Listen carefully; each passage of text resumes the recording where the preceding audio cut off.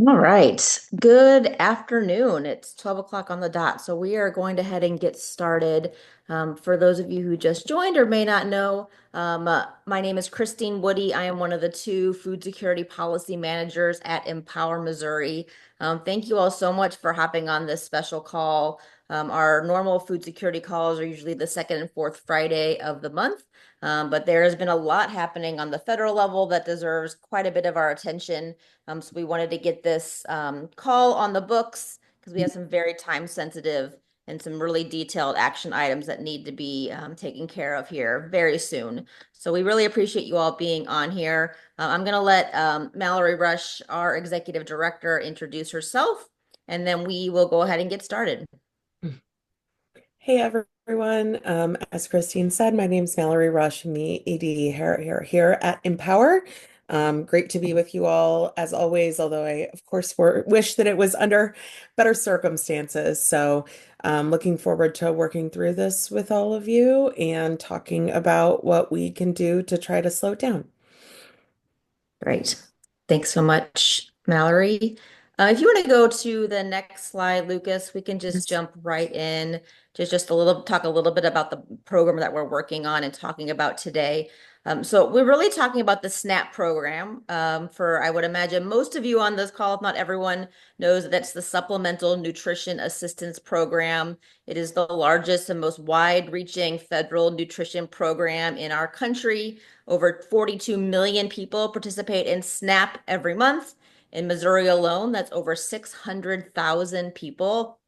And I think there's a lot of misconception about who those people are. And we just wanted to give a couple bullet points that really highlight that these are our lowest income members of our state and in our country, those that are really struggling to make ends meet every day, those who may not be able to work because of disability or age or being a child. This program is really there to help them. So nationally, 4 in 5 households either include a child, someone who is elderly, or someone who has a disability. And those households alone contain and accept over 88% of that's 88% of all the participants, and they receive over 83% of all the SNAP benefits go to those individuals. And as I said, that those are the folks who are living really in deep poverty, really trying to make ends meet every month. 73% of all of the benefits go to someone who is living at 100% of the federal poverty level. That poverty level is very low. Even if you make above the poverty level, you are still living in poverty. So that 100%, I think, is really not directly at describing what the reality that most people live in. 80%, 86% of all the SNAP benefits go to those households. You can make a little bit more based on the way the deductions and all of that happens, but really most of the folks who are on SNAP receiving those benefits every month are in real deep poverty. And the average SNAP benefit is only about $332 dollars a month for the household. And that really equates to just under $200 a person. And that's really only about $6 a day to cover the food essentials for folks to survive. So this really, I think, level sets exactly who this program is helping. And we're going to talk a little bit today about what they're trying to do to really dismantle and really gut this program. This is just another chart that just shows you really, how the breakdown of what Missouri SNAP households are. It's a chart that talks about the number of households that either include elderly or is disabled, someone who has children in the household, and really the percentage of those who are, able-bodied working adults is very small in the number of people who are benefiting from SNAP.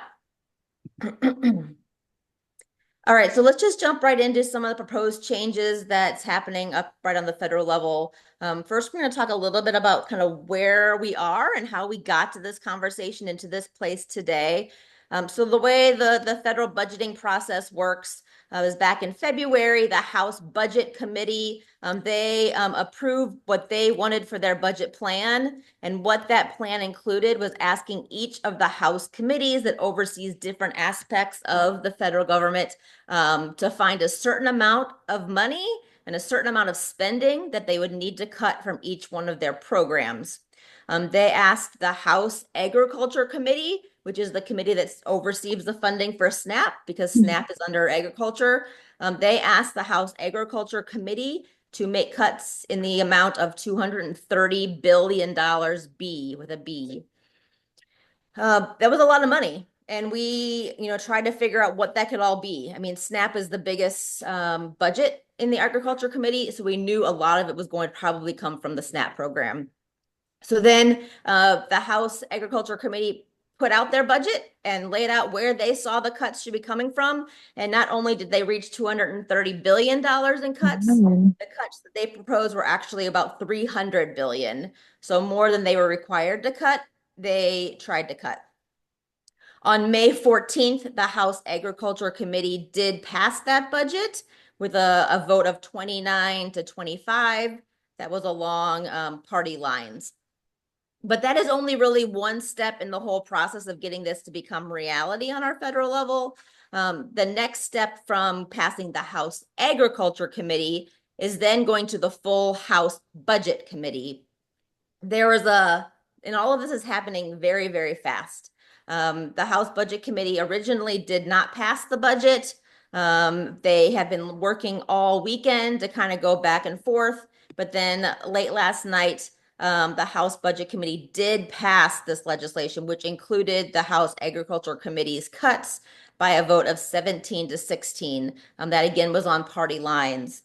And I think it's really important to note here that the only reason that passed from 14 to 16 is that we're 4 committee members who are very conservative, want even more cuts than that.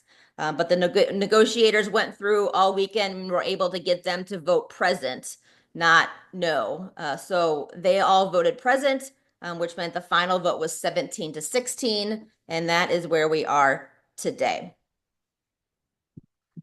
We are going to talk at the end of this what the next steps are, what we should be doing, and what the timeline is from now after it's passed the House.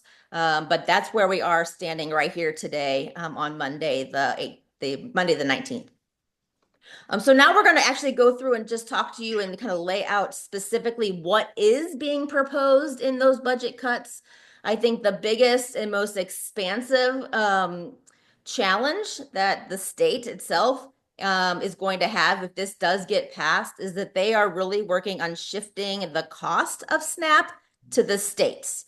So currently the way that it works, the SNAP program is, set up on the federal level. It runs through the state level, but all of the benefits, so every benefit, every SNAP dollar that goes to participants is currently paid for by the federal government.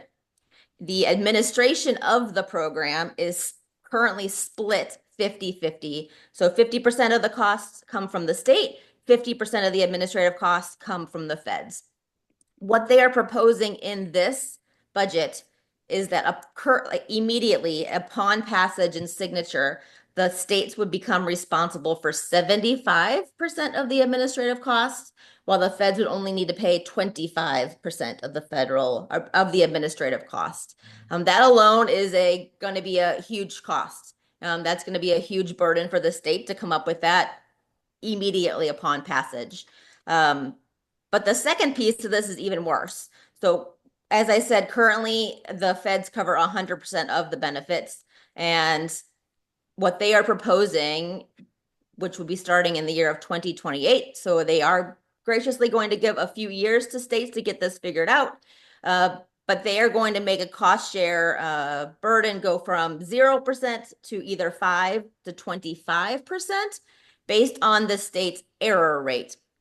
And every state has an error rate. There are, errors that happen, good errors for those who are on these programs, bad errors for those who are on these programs, overpayments, underpayments. All of that gets calculated in what the state has as an error rate. If we look at our error rate currently right now, Missouri is just over a 10% error rate. And what that would equate to would be us having to cover 25% of the benefits. And that would be that higher end number right there where you see it says the state would need to find either 75 million to 376 million a year to cover those benefit costs. Currently, if it is instituted right now in this moment, Missouri would have to come up with $376 million. this budget year right now to cover those benefits. That is a huge ask, which I do not believe the state of Missouri can do. But those are the shifting of costs that the feds are proposing currently in this budget for the states. If you want to go to the next slide, we'll talk about the next thing. And Mallory, I'll pass it over to you. Yeah, actually, let's quickly bring in Gina. Oh yes. You're okay. We've got our partner, Gina H, here from the Missouri Budget Project. They have been looking at the impact that this could have on the Missouri budget as our state's leading financial experts. And I'm going to turn it over to Gina to for a few minutes about what this would look like in terms of fiscal impact for the state. Hi. Yeah, Christine covered pretty much all of it. What I would add to that, so administrative costs, looking at fiscal year 2023 estimates, the 50/50, it was about $56.4 million of the state share. So we are at 75% share. We're talking about adding $29.2 million to that. So when you combine the $376 million that we will now have to pay for benefits, add that $22.2 million extra, we're talking about the state having to come up with an additional $405 million to, and that's just to maintain current, levels of food assistance. So and the other thing I would add is that the numbers or the enrollment or, excuse me, the benefit amounts that this will be based on. So when it starts in fiscal year 2028, it will be based on the fiscal year 2026 costs or, yeah. 2026 costs. So that's just something to keep in mind. So it is possible for the state to reduce that amount by then. But as Christine pointed out, all states are going to have to pay a minimum of 5% regardless of benefits, which for Missouri would be around 75 million based on the current level of spending. And it's possible, right, Gina, that with a lot of economic uncertainty coming down the pike, that, we would potentially see more people being able Yeah, to good qualify point. for SNAP dollars, right? So, Yeah, potentially even yeah. that 5% we could see rise pretty substantially over the next year or two. Yeah, yeah. And our SNAP rolls have not, enrollment has not gone back lower than what it was before the pandemic. So, I mean, the need is definitely there. And yeah, I agree, Mallory. It could be even worse.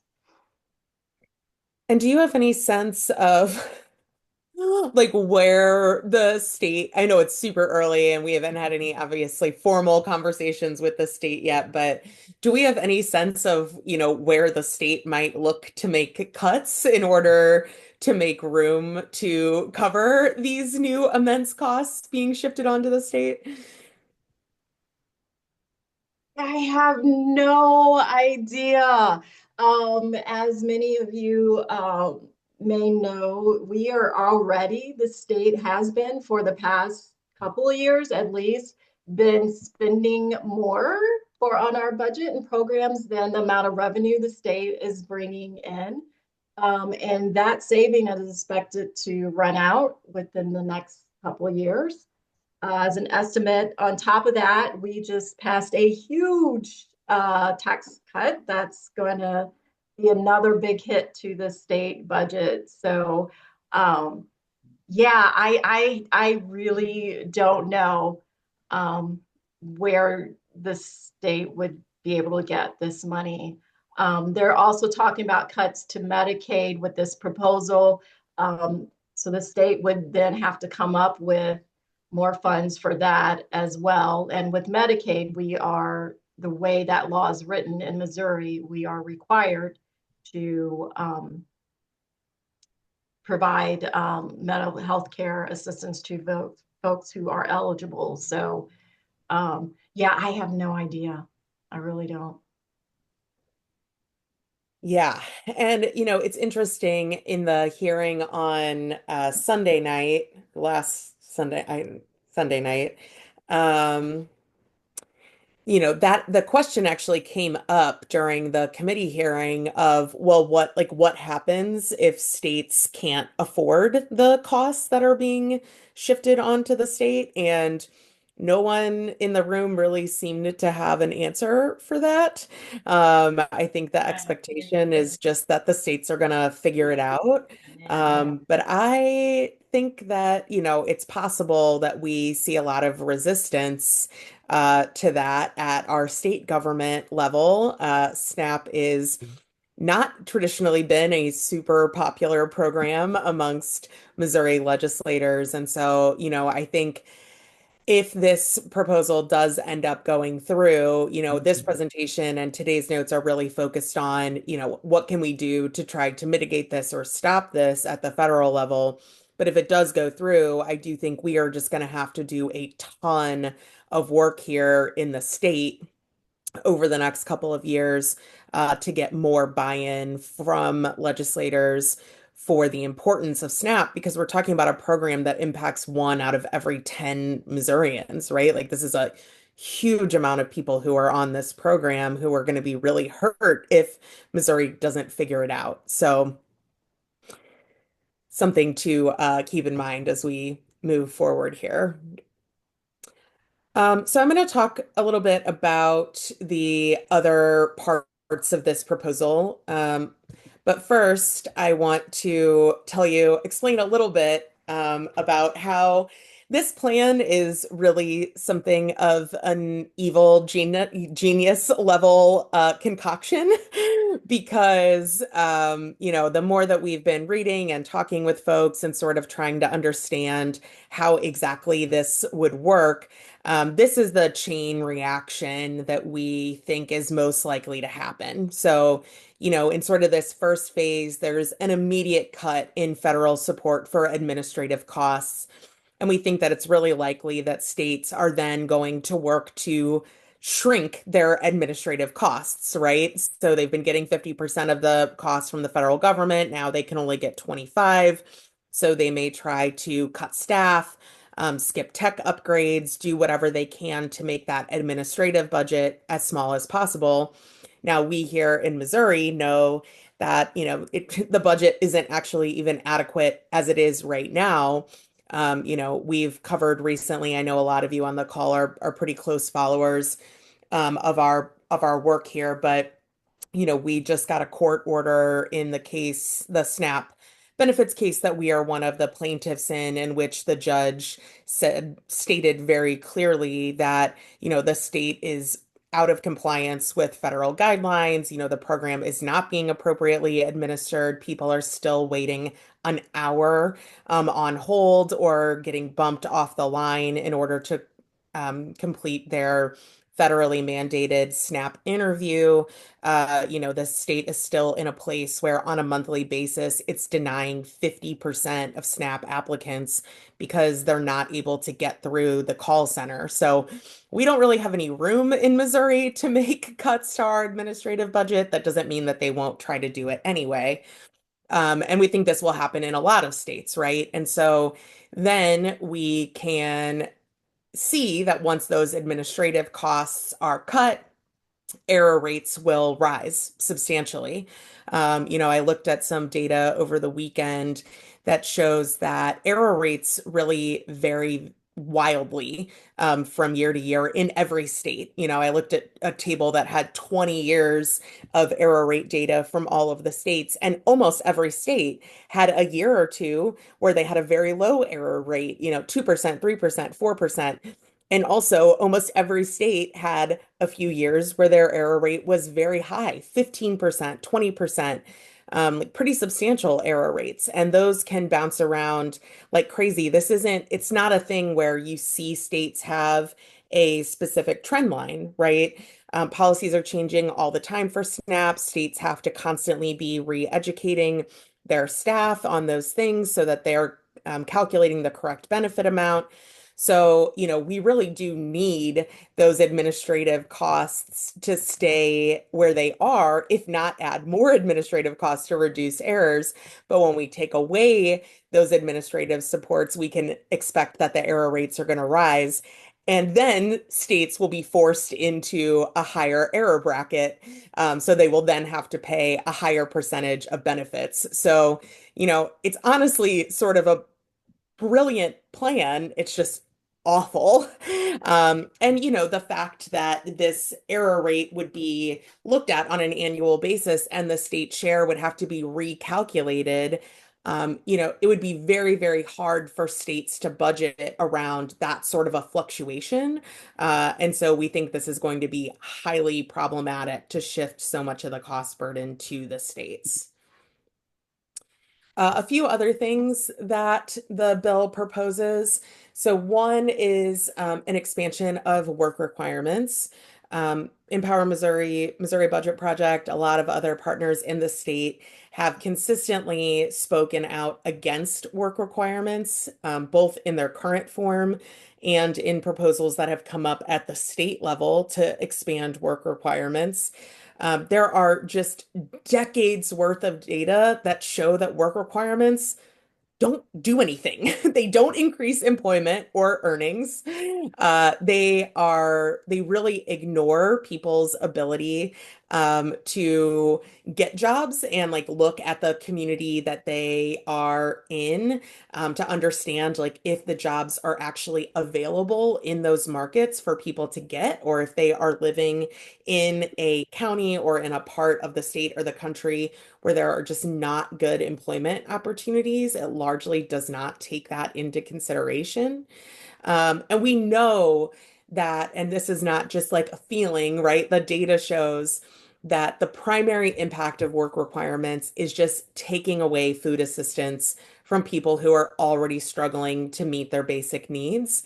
And there's research that shows that when increased work requirements have been put in place in other states, that people are often very erroneously cut off of these benefits, mostly because their paperwork gets lost. The tracking for work requirements is really arduous. It's hard for people to keep up with, doesn't get submitted correctly, isn't attached to the right file.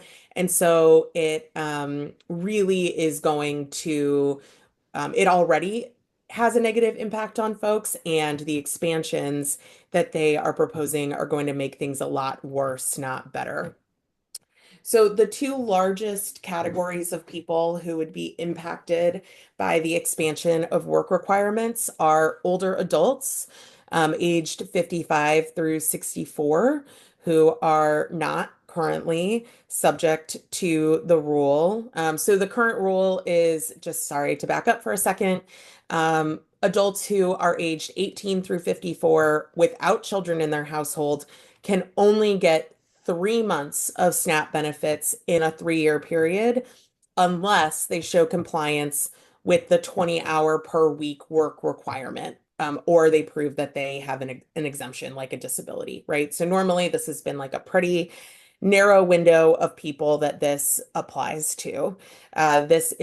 The proposal here expands that out to not stop at age 54, but instead to go through the age of 64. We've got another slide here in a second that will show you why that's so problematic for older adults. And it also takes right now there is an exemption for parents or grandparents who are living with children under the age of 18, because we know that caring for children is a very important role in society. And this takes away that exemption and cuts it off at age 7. So once your child or grandchild that you're living with is 7 years old, you are then required to participate in the work requirements unless you are both married to and living with another adult who is meeting the work rules. So super weird flex to do a little pro marriage action in there. But we know that this is going to force work requirements on a lot more people. And you can see on the slide here, this is an analysis that was conducted by our partners at CBPP that shows just in Missouri, these are the numbers of adults who are going to be at risk of losing SNAP altogether. So, older adults, there are 14,000 individuals who will be at risk of losing SNAP if they're not in compliance, and another 54,000 adults who have school-aged children. And then under that, there's an assessment of the number of folks who are at risk of losing some amount of SNAP.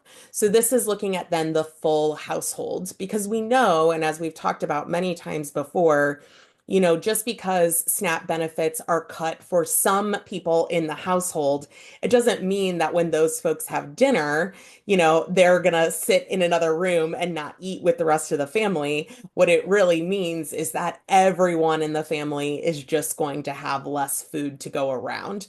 And so as a result of that, you can see that those numbers go much, much higher if we consider all of the people who would be at risk of losing some amount of SNAP benefits. And when it comes to older adults, one of the reasons why those exemptions, two reasons why those exemptions have existed up to this point for adults sort of in that last decade before retirement is because A, older adults often face additional barriers to employment, included age-related hiring discrimination, which I could do a whole stump speech about how, people don't get hired when they're older for a lot of reasons, including that their health insurance is so much more expensive than younger staff. And in a tight economy, people pay a lot of attention to that, unfortunately, even though that's technically age discrimination and you're not allowed to do that. But also, I thought this chart was really telling about the number of adults in that age range who report a health barrier to work. And these kind of things might not necessarily go as far as an official disability diagnosis, but it doesn't mean that they have that ability to work like as much as they used to, right? So you can see there is this massive gap when you consider folks that who are struggling with poverty and folks who are not, folks who typically have a lot of resources have been able to get adequate medical care throughout their life. They've been able to treat chronic conditions as they come. You only have about 20% of people who are reporting poor health or a work limiting disability. But when you have folks over that 200% of the federal poverty line, you're talking about more than half of older adults that are reporting that sort of problem. So, I think that's really important to keep in mind in terms of how this is really going to have a negative impact on older adults here in Missouri and across the country. A couple of other more minor changes, but I think still important to cover. So back in 2021, the USDA updated the Thrifty Food Plan for the first time in 50 years. And that increased the amount of SNAP costs, SNAP benefit that was available to people just in the recognition of the fact that, food costs have changed, food prep has changed, all of that good stuff.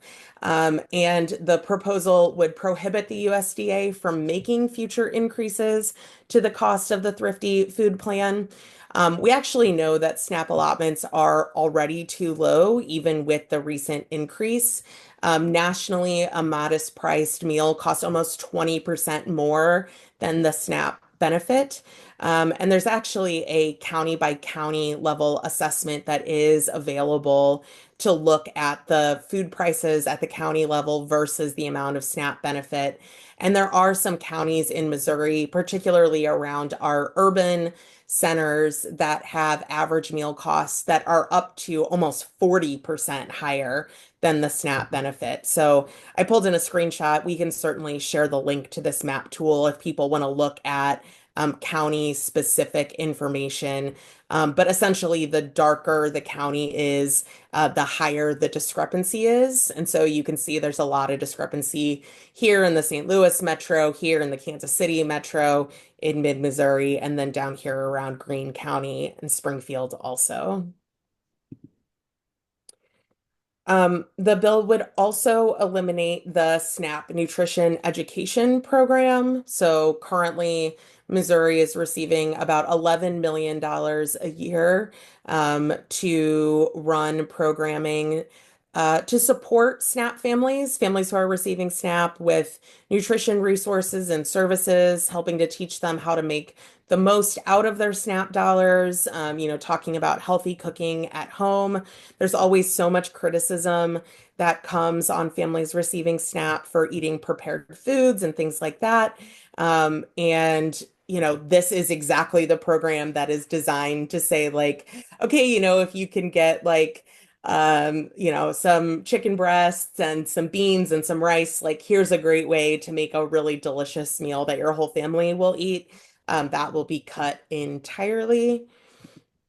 And then finally, there are very few categories of non-citizens who are able to receive SNAP. Nationally, over 98% of everyone on SNAP are American citizens. But there have been some carve-outs in the past.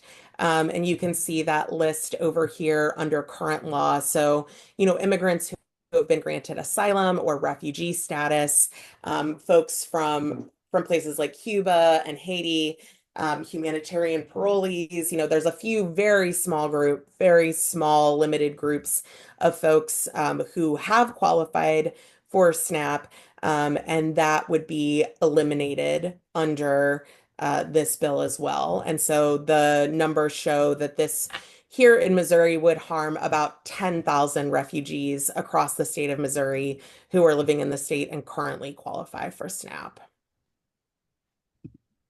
And I guess we should maybe pause before we go through the process and just see if there are any questions about the proposed changes at this point.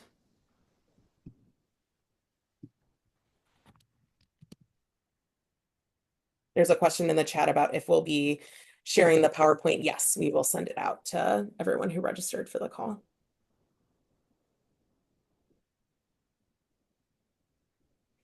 Is there any information in the bill about cuts to GusNIP? Nothing that I saw, Donna, but that does not mean that it's not there. I can go back and look more closely at that. I don't know if Gina, if you know off the top of your head, but I did not look at that specifically. Not off the top of my head, no.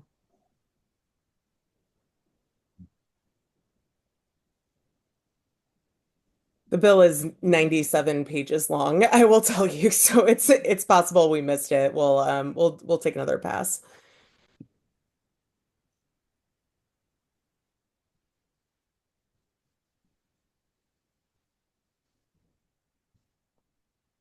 All right. Well, feel free to keep dropping questions in the chat. We'll answer more questions at the end, but I will turn it over to Christine to talk about where we're at in this process. Thanks, Mallory. You can see the timeline here.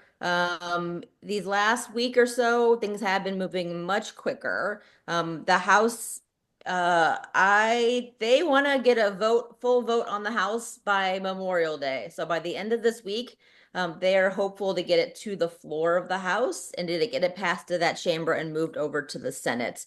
Will that happen? I don't know. But that is their intent, is to get it through the Rules Committee and then onto the floor before they go on Memorial Day recess. And then it would move over to the Senate, and the Senate's working on their kind of proposal as well. Focusing on the Senate is a very important step. They have their plans, which look very differently what the House plans are. And so they will have to come together at some point to get a compromise bill together. But the House is planning on getting through their process here rather quickly. The full passage for both the House and the Senate, where it will actually go to the president's desk, is sometime this summer. So we do not have a whole long time for this whole process to get through. So the next couple of weeks are definitely key in talking to legislators, House and Senate, to get this changed or stopped.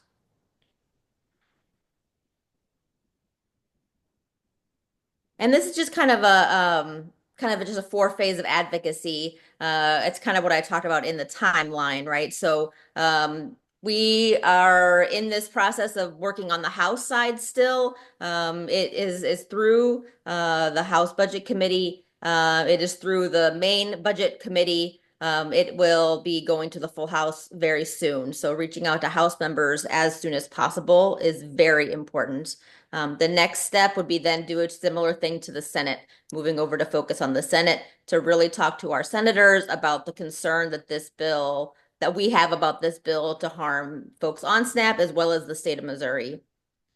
And then finally, in the end, they will have to come together for a final reconciliation package, which is both legislatures, both chambers coming together to then get it passed fully. So even if it gets through the House, there is still opportunity to talk to the House about it because their vote for the final bill won't come for a little while until it's kind of combined together with the Senate. So there is still a lot of opportunity to do some advocacy with both our House members and our two senators.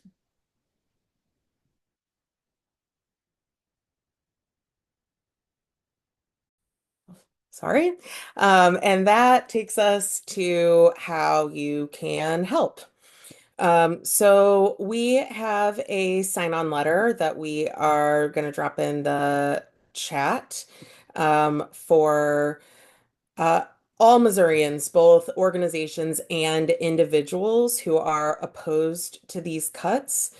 We would love to see you all sign those on behalf of your organizations when you can, but if your organization won't allow that, we'll definitely take all the individual signatures that we can get as well. There is an opportunity in the sign-on letter to share an impact statement. It's an optional field, so you don't have to, but if you want to share a few sentences specifically about how this would impact you, your community, your organization, we are going to combine those to create district-specific feedback for our congressional delegation. Um, we would also really love for you to share that sign-on letter just far and wide with your network. We have created a toolkit that will help. We're going to drop that in the chat as well. So, for organizations, we would love like not only for your organization to add its name, but to send it out to your staff, your board members, your donors, your volunteers, your clients. Ask for all of their individual sign in. We have sample social media posts, we have sample newsletter language and graphics. If you're just an individual that cares about this, like send it around, shoot a text to your family, your friends, your colleagues, your neighbors. If you are part of a community of faith, that is a great place to share that. I know that I'm planning to have it dropped into my congregation's bulletin this week so that people can get it signed.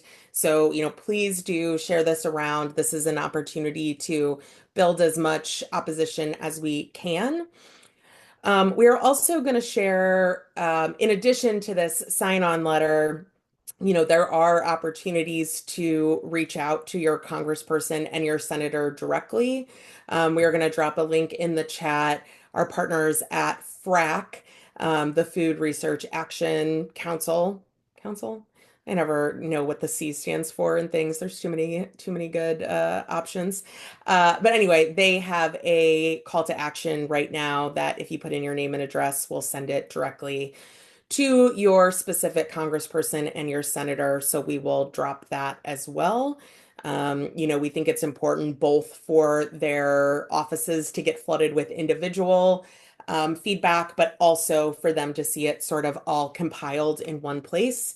I am flying to DC a week from tomorrow, and Christine has done an amazing job setting up meetings for me with the ag staff of almost our full congressional delegation. We have 8 congresspeople and 2 senators in Missouri. And I think as of right now, we have meetings set with 7 of them, and we'll be following up with the other 3. So, the goal is to meet with as many of them as possible. And so, I will be sharing a copy of the sign-on letter with all of the names. Like I said, we'll be making like a district-specific one-pager for each member of the delegation to share some of your specific feedback. So, just in case that you're thinking to yourself, well, it's just another thing they're going to email. Like, no, I'm going to go, I'm going to sit, I'm going to talk to them. I want to share your voices. I want to carry your stories. So, please do keep that in mind as you are sharing the sign-on letter around. This is just the action alert again, which you already have in the chat. And then one other opportunity that I want to raise, and we'll put the registration link for this in the chat as well. Our other food security policy manager, Amanda Berry, is actually co-hosting a discussion tomorrow with our partners at FRAC. That's just a SNAP 101. So, if you know folks in your organization who, you're like, you should really know more about this. This is a good opportunity. The call is not specifically necessarily about the budget cuts, but about understanding the impact of the program. And so, if you know someone that would be good for, do invite them, share that link for tomorrow's call at 1 o'clock. And that is the end of our prepared presentation. I did see a couple more questions come in, so I'm gonna stop sharing my screen here so it's a little easier for me to see the chat.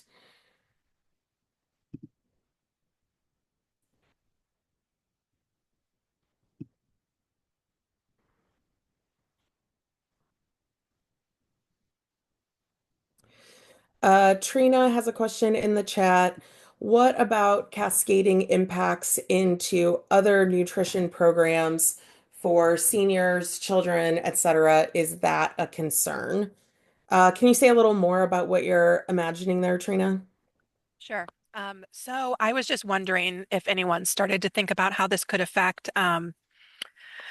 community eligibility provision or area eligibility for things like summer meals, or I don't know the specifics around like senior qualifications for programs, but oftentimes when we start seeing these cuts, there's sort of those unintended consequences that we aren't seeing right away that end up essentially trickling down into some of the other federal nutrition programs and really eroding then nutrition supports for some of our most vulnerable populations overall. Yeah, Amanda, I see that you're on the call. I know we haven't necessarily prepared you for this, but I know you've been watching the conversation about potential changes to CEP. Do you want to talk about that a little? What I would say about it is, to my knowledge, as of right now, and like you guys already pointed out, this is a rapidly evolving situation. The CEP is not directly part of this, and cuts to it are not directly part of this. But as a lot of you know, and I'll just reiterate, any cuts to these programs are going to put more pressure and strain on all of these programs. So if a child is participating in CEP, which is community eligibility provision, they're receiving free school meals, the entire school is, and then they lose SNAP benefits at home, you're going to have even more pressure on school meals projects, summer feeding projects. I don't remember the name of it, Trina. I'm sorry. It just increases the demand, and we don't have any money, right? This whole thing is about money and budget. And so if there's an increased demand and there's not an increase in money, you're just going to have a lot more people that are not able to eat, especially children. This is Karen from Harvesters, and there are quite a few impacts. Again, if people are cut off of SNAP, those kids who have SNAP who are direct certified will lose that direct certification. So we will likely have less participation in school meals and more pressure on the schools because they're going to have to do all the paperwork to get these kids signed up now when they were direct certified before. We also have issues with TFAP because of the Thrifty Food Plan part of this proposal that's in the budget reconciliation, that they would have cost neutral that upgrades in benefits moving forward. That will affect TFAP entitlement as well, because that will also be pegged to only food inflationary costs. And then separately from budget reconciliation, we have the appropriations bills. And just looking at that for next year, this is not in the bill yet, but the president's budget zeroes out CSFP, Commodity Supplemental Food Program, food boxes for senior citizens, just gone. So there's lots of cascading things, some connected, some totally separate, going down different paths that are all going to impact both the need and the resources available to respond to it.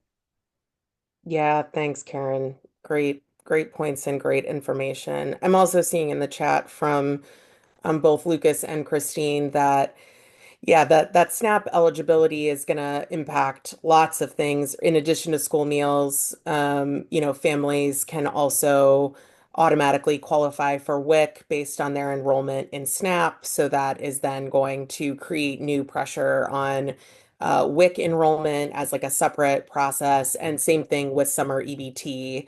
If kids are automatically qualified for the new summer EBT program that started last year because of their eligibility for SNAP. If they're not getting SNAP, then they'll have to do a separate application process to get summer EBT. All of this, again, as a reminder, while the state is going to be likely attempting to cut administrative costs across the board. So that'll be super fun to see how that plays out. Sherry has asked if anybody knows if WIC is also in danger. I have not heard that it is, but there's a lot of people on here that may know more than me.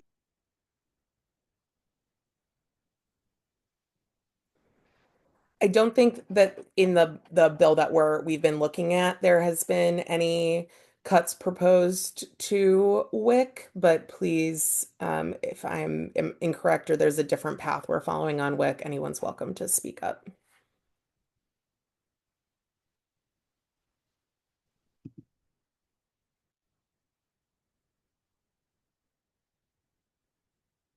Doesn't seem like it. Donna, do you want to talk a little bit about how the cuts would affect the Double Up Food Bucks program? Not to put you on the spot, but Sure. Well, Double Up Food Bucks is built on top of the SNAP program. So basically, if you qualify for SNAP, then you're automatically eligible to use Double Up Food Bucks at any of our participating locations. So any cuts in SNAP would then just have that additional effect of decreasing the amount that people have available to spend with their SNAP dollar, and therefore they can't get the Double Up Food Bucks when they spend their SNAP dollar on more fresh fruits and vegetables. So it would definitely have a chilling effect on our program for sure. yeah.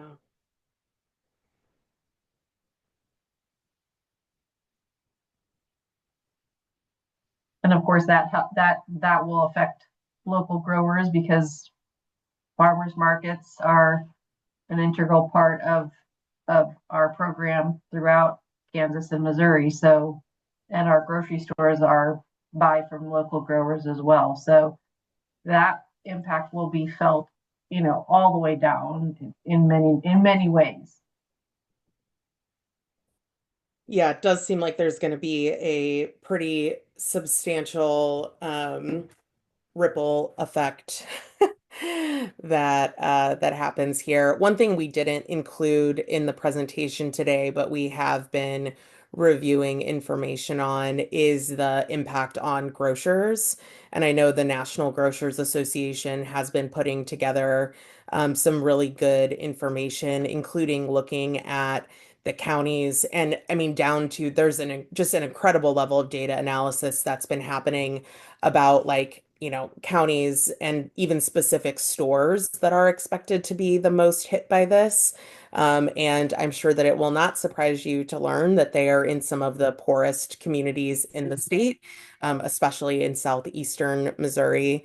So, while we know that the National Grocers Association is busy doing their own thing and advocating through their own channels, we're certainly going to include some of that messaging in the conversations that we're having with congressional staff next week because, you can start to see, right, how this ripple effect could potentially ultimately get us to a place where even more people need to be on SNAP, right? Local grocery stores closed. That's more people who don't have a job. These are communities that don't already have a lot of jobs available. So now they're unemployed. So now they're looking for SNAP, but now there's nowhere in their community where they can spend their SNAP dollars because the local grocery store closed because it was predominantly driven by SNAP. So, we've got sort of this crazy effect that could get out of hand very quickly. And no one really seems that concerned about that at the federal level. Julie, do you want to talk a little bit? I know that AAAs are dealing with a lot right now, but do you want to talk a little bit about kind of what you guys are watching on the nutrition side of things? Hi, yeah, we're kind of keeping an eye there. NSIP, I always get these acronyms wrong, but it, you've probably seen in the news, Meals on Wheels has done a lot of stories about the potential cuts on this.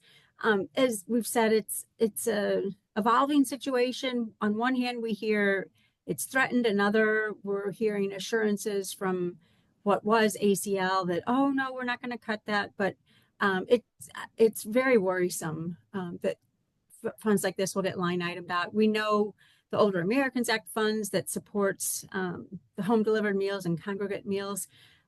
Just we're already at a loss with level set funding. So and hoping to get more funding, but that just seems so such an upward hill right now. So just keeping an eye on all of it. It's very disturbing.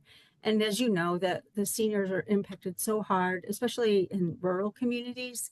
It's just so devastating for people that just there's no one there for them. And I know I'm speaking to the choir. All of you guys know that, but yeah, we're keeping an eye on it too.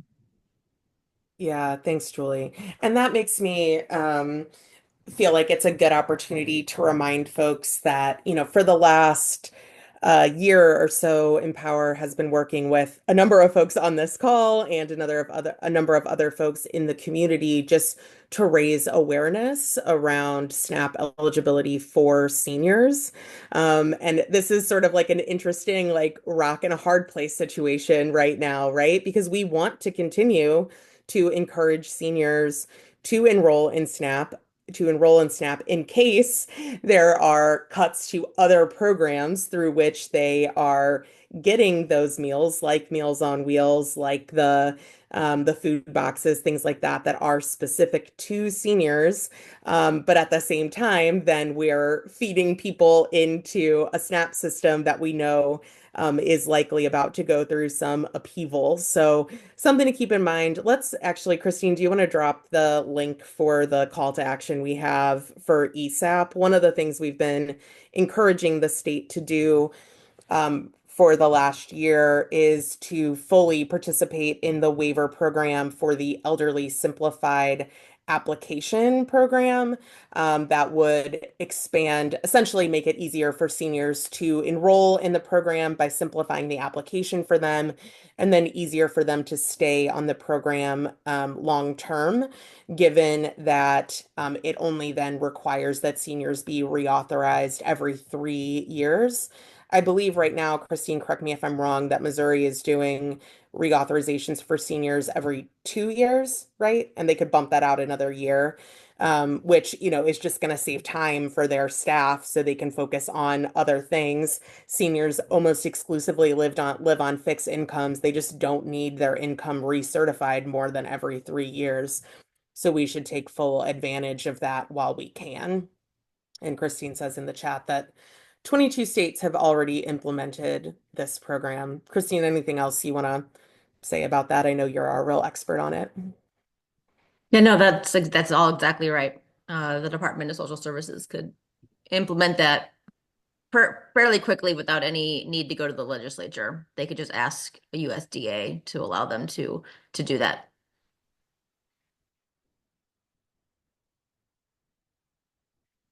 We just have about 5 minutes left here in the hour. Any final questions or comments? Obviously, we're looking at the changes really quickly as they're coming out. So if there's something you think we missed or intel that you have that we don't have, please do speak up and share with the group.